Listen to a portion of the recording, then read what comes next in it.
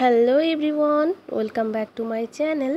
আজ আমি করে দেখাবো তোমাদের গরুর মাংস কষা।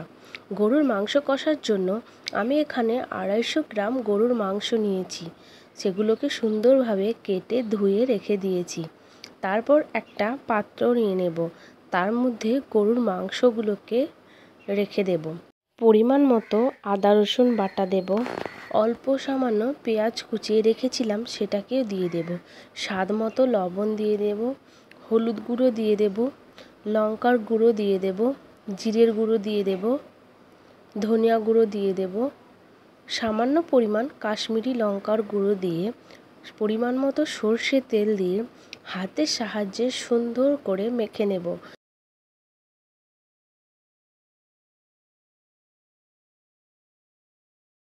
তারপর কিছুক্ষণের জন্য ঢাকা চাপা রেখে দেব। তারপর কড়াই নিয়েছি, কড়াইয়ের মধ্যে পরিমাণ মতো তেল দিয়ে দুটো তেজপাতাকে ছিঁড়ে দিয়েছি।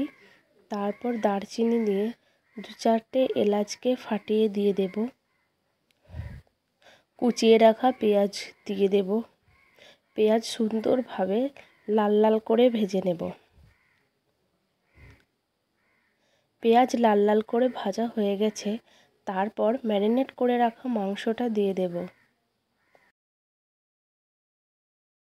সুন্দরভাবে নেড়ে চেড়ে নেব। তারপর মশলা ধোয়া জলটা দিয়ে দেব। সুন্দরভাবে কষিয়ে নেব। কষিয়ে নেওয়ার পর একটা ঢাকা চাপা রেখে দেব। কিছুক্ষণ ঢাকা চাপা রাখার পর আমি ঢাকাটা সরিয়ে দেখলাম কত সুন্দরভাবে মাংসটা জল ছেড়ে দিয়েছে। তো এভাবে সুন্দর করে কষিয়ে কষিয়ে আমি মাংসটা রান্না করে নেব।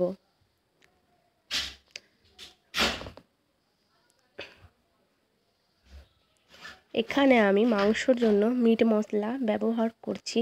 এটার জন্য খুব সুন্দর গন্ধ আসে, তাই আমি মিট মশলা দিয়েছি। আমার এই ভিডিওটা যদি তোমাদের ভালো লাগে অথবা আমার রান্নাটা যদি তোমাদের ভালো লাগে, তাহলে আমার চ্যানেল সাবস্ক্রাইব করে ভিডিওটাতে একটা লাইক করে দিও, একটা সুন্দর কমেন্ট করো। এভাবে মাংস রান্না করে দেখো, রুটি ভাতের সাথে জাস্ট জমে যাবে।